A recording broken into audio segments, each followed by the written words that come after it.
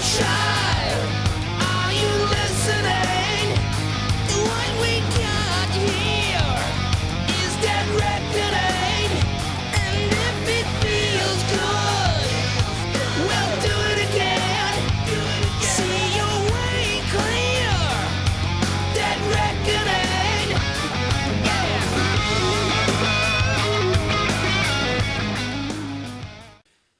Hi guys, welcome to Bronix Reviews and happy Halloween. This is the last video in our Halloween week series. Day 5 of our... Yeah, week 5, day 5 of our series. Yeah. 5 days solid. The stink of this t-shirt is becoming unbearable. Yeah, well, that's just you normally, I think, isn't it? Fuck off! Smelly bastard. No, this has been washed in between videos. Yeah, just to get out of the way.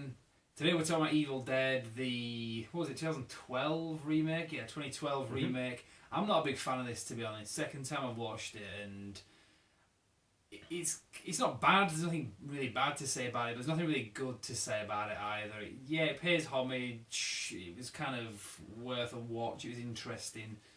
But in my opinion, it played it a bit too kind of straight and a bit too serious. What do you think? I will go with you as far as that. This is more of a serious horror film. There's a couple of points where it almost gets close to that kind of parody-esque thing that the first Evil Dead films kind of did, where it's just going a bit over the top on the violence. But with modern special effects and stuff, it just kind of lacks the charm. It's a little too real.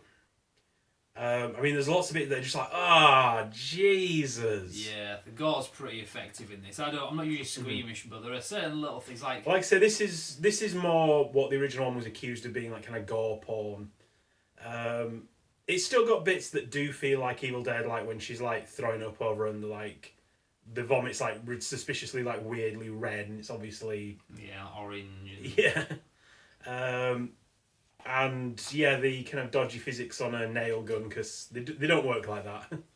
You can't just fire them off like a fucking machine gun. Yeah, that's pretty much a lot of films. A lot of very good films have done that as well. Yeah, it tends to be a trope of Hollywood that anybody that actually has ever worked on one of these things is they don't work like that. You have to actually put it up against something.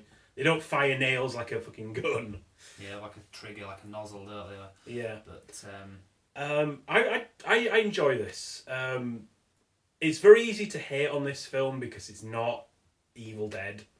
However, if you kind of ignore Evil Dead 2 and Armies of Darkness, and you just look at this as a remake of the first film, actually, I don't really mind it. It is kind of along the same level as the first film.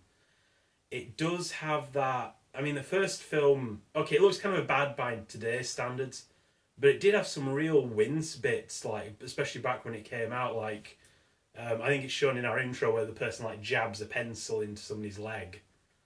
I think that's part of what it's on the intro, isn't it?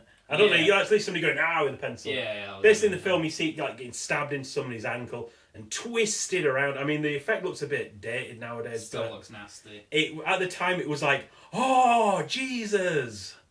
And certainly, they do seem to be coming a lot closer to that level in this film. I mean, the director even pretty much said he wasn't trying to recreate Ash because you can't. There can only. I mean, you couldn't find another Bruce Campbell. It was one of those It's just one of those acts where you can't really follow it up. It's unique to one character. Having somebody else, yeah, you could do it, but it wouldn't be as good. It just wouldn't work the same way. And to give them the credit, they didn't try and do that with this. Like I say, it felt a lot more like the first film and kind of a remake of the first film. Kind of Evil Dead 2 and Armies of Darkness not being involved at all. This wasn't just some random people that got the rights to it. It was actually produced by Sam Raimi and Bruce Campbell and Robert Tappert as well. Yeah, they all came out on support of this film. If you're going into this as a huge fan of Evil Dead 2 and Armies of Darkness, you're not going to be happy with it. There's a couple of homages to two, I think, weren't there? I mean, don't get me wrong. I love those films. I can go into this and enjoy this film for what it is. The point I'm trying to make is if you're trying to compare it to Ash and the Evil Dead, which is ultimately what made this series what it is. you're not going to find that here. It's not really the same kind of film. It's more like the first one. It's more of a straight horror film. It's a lot more gory and kind of... Ugh.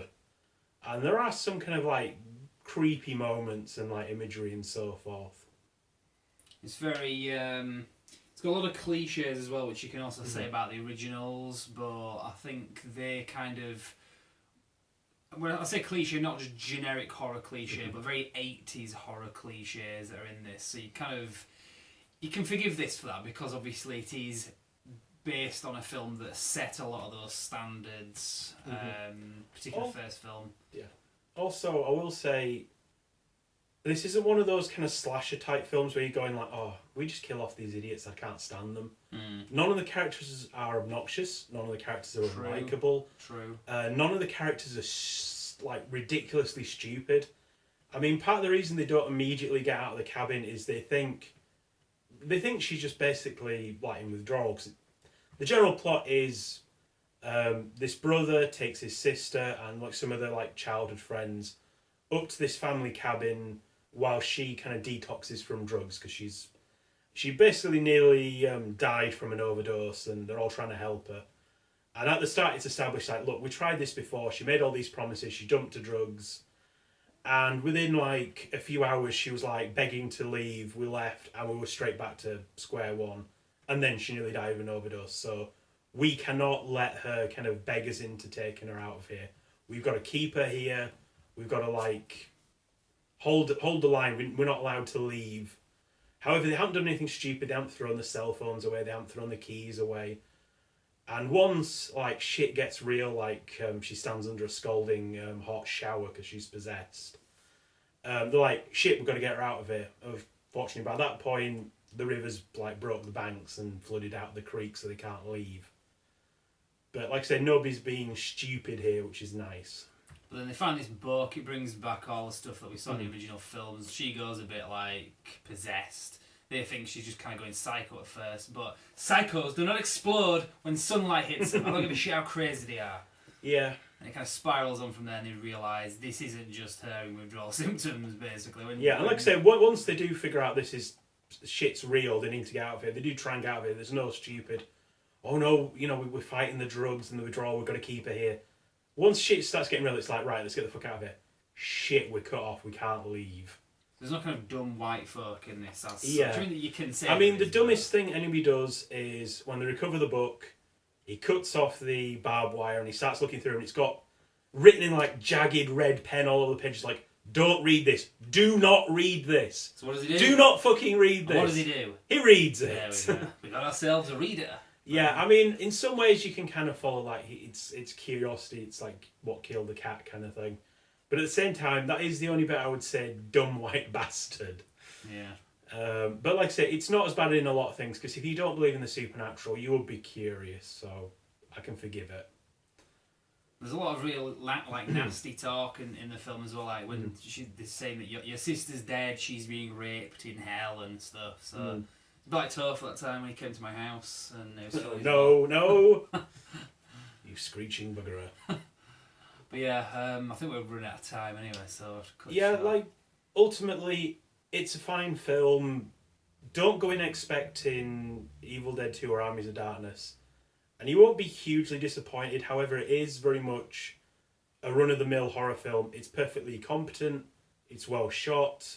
None of the characters are annoying. It has some cliches, but not necessarily in a bad way.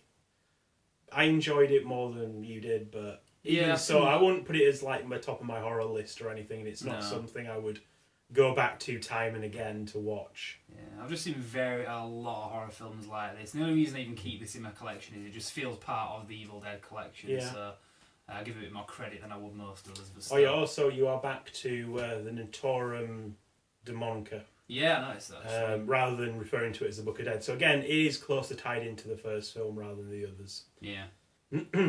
So that's it anyway, that's our Halloween week review. Obviously we've got Ash vs Evil Dead coming up. Bit of news, I don't know if you knew this, it's actually been renewed for a second series and it hasn't even started today. I think you mean Groovy actually. Groovy. So enjoy your Halloween, and remember, if you're out in a cabin in the woods, you find a book that looks like it's bound in human flesh, Do Don't not read fucking it. read Don't it. read that shit, man. Right. So, just before we end this as well, I just want to say I'm doing a sponsored thing for charity for IDAS, the British charity for domestic abuse support. I'm growing a moustache throughout November, so I'm going to look awesome. I'm telling you right now, it better be a real moustache or you're not getting that. I'm getting that money back, bitch. No. But there's going to be, if you've got Brand X reviews on the page where I'm going to post this video, there's a link to where you can sponsor me for that. If you want to see me growing a moustache or you just feel generous, a gift that doesn't go to me, it goes directly to the charity itself. But you can check it out on the website, brandxreviews.com. If you want to follow us, do so. I think we're going to have a review coming up pretty soon about Spectre, if I haven't already uploaded it this time, with the core as well, so check that out. Because there's some information coming up on how you can find us. But for now, happy Halloween. Throw out some Ash quotes, groovy. Hail the king, baby. That'll work. Thank you very much.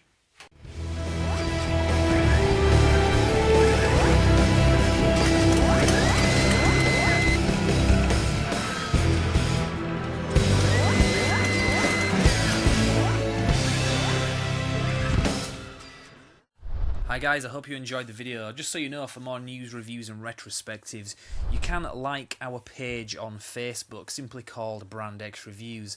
But as well as that, you can also subscribe to us on YouTube via this video. You can also bookmark our website, which is brandxreviews.com, which is pretty much a central hub for everything that I've just mentioned. So check that out and we will see you next time. Thank you very much.